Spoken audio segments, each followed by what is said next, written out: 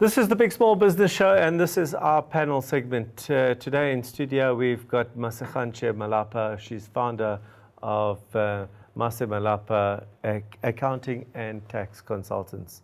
Now, before the break, we were getting a sense of how the business actually gets its clients, and if there is a vision, and why indeed Mase is in this business at all. And now we're going to start with our summaries.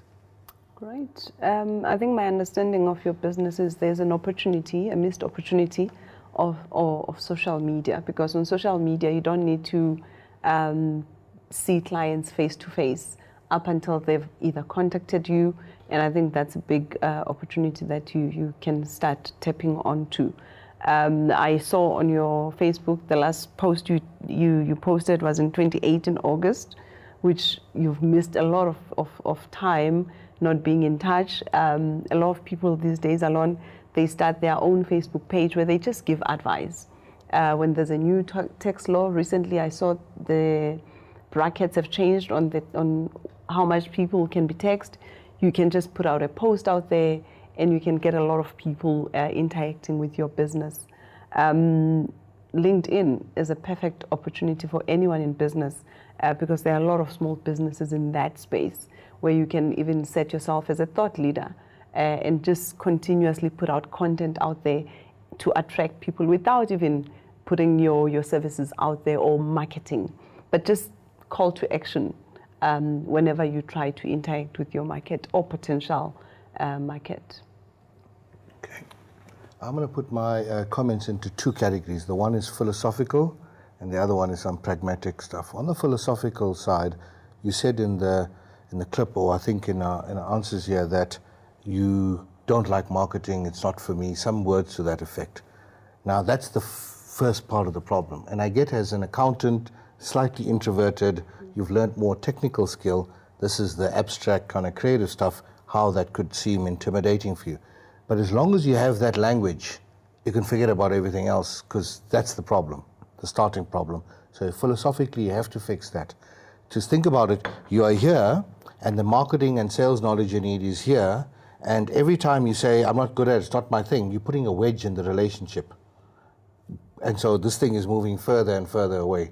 So you have to change your language and see that you can. You know, it was Henry Ford that says, if you think you can't do something or you think you can, either way, you're right. So your thinking has to change first. This is the first thing. Otherwise, it's a non-starter. And so you need practice with that. On the practical side, there's a few categories on things. The one is around some skills. I would suggest, personally, go to Toastmasters. It's a cheap, practical thing. Every 2 weeks, you learn to do some speaking, public speaking in a safe space. The confidence will then build there because the clients are going to buy you first and foremost. So you have to be able to communicate. Toastmasters, I would do that. Second, on the social media and other type of marketing skills, there's tons of free resources online, YouTube and the like. Go and learn and study up and close that gap. The third thing is, I think there is some wisdom in initially focusing in this rural report area, although at some point it's going to be restrictive. So let me indulge your idea about focusing in there. I would do some old-fashioned regional type of things there. So is there a chamber of commerce? Is there hubs on whatever, activities, community types of things? Put posters out, physical posters, at certain points and say you're doing a free seminar, a free talk. All SMEs invited. And focus on, is it a tax problem or is it a business plan problem? Whatever the key problems are, do a 1 hour. It's like a Tupperware party. You're inviting people with snacks, but your audience is coming to you. They're coming because it's free. You don't bother charging them. And then that's how you spread. That could be one thing. Partner with the Chamber of Commerce. If there's a regional tax office there, right? Entrepreneurs may be in Kakut, so they're going down there all the time. Do your billboard advertising near there physically. So, and there's many, many ideas along that track that I would do physically. Great, thanks, Kumaran.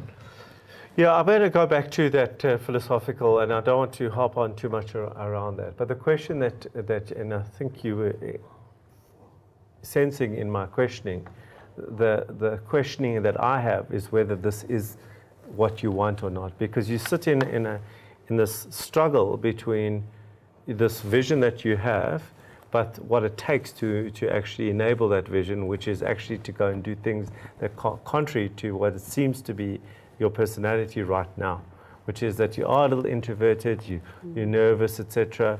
And for you to then go into a context where you have to go be out there and speak and do all those things that Kumaran says, put your stuff on social media, as Fundi says, and then somebody says you're wrong and disagrees with you, and so, and then dealing with that kind of issue. So to be out there means that, if you become a tall tree, you take a lot of wind. Okay. So I think the first question you have to ask yourself is this the right thing for you? If the answer is yes, then you have to change to Kumaran's point, to change your whole relationship with the business. You cannot, language as Kumaran's picked up, your relationship with marketing and sales in the same way. It has to be exciting. It has to be, I'm going to be calling on 10 people today. I'm going to be creating the content. I'm going to be doing all this. I'm going to be rejected 9 times today. If you don't get there, I make our entrepreneurs call a minimum of six people a day, and the sixth one needs to be a big one, called Pick 6. I make my salespeople call 40 people a week. 40 to 60. 40 is the bad ones, 60 is the good ones. You know how many rejections you get out of 60 people? 58, 55. 55, I don't want to speak to you, put the phone down on you, etc. But the 2 make millions. Okay, and that's what you're looking for, because you call them at the right time. Okay, and then they will say to you, "Oh, send me something," but then you've got nothing to send them. So make that thing up, because you know they're going to reject it. Say, "Can I send?" And then what happens in their life is something changes, and they say, "Who was that person that called me?" And then they've got you on record. And 9 times out of 10, those people won't even do that either. But it's still the 1 time out of 10 out of those rejections that you use. And you just start to build and build and build. But that's a journey of pain. If you're not ready for that pain and don't want that pain, then the choice goes back to, is this the right thing for you? My last quick point is the fact that you want to do this for supporting other ladies in the accounting space. That to me is like the comment about, I've started a business to create employment. You don't do that. That's a social entrepreneur. Therefore, if you're a social entrepreneur, call yourself a social entrepreneur and follow a different journey. But you don't. To what Kumaran was alluding to was that if you don't sell, then you can't. You have to be sustainable in order to fulfill on your social desire. Okay. Well, I hope that that was quite, it actually was, I said to you in the break that it wouldn't be tough, but it was a little tough, but I think it was important. Okay. Yeah. Up next, after tennis, I knew that, before I finished my career, that I needed to start thinking about what's the next phase.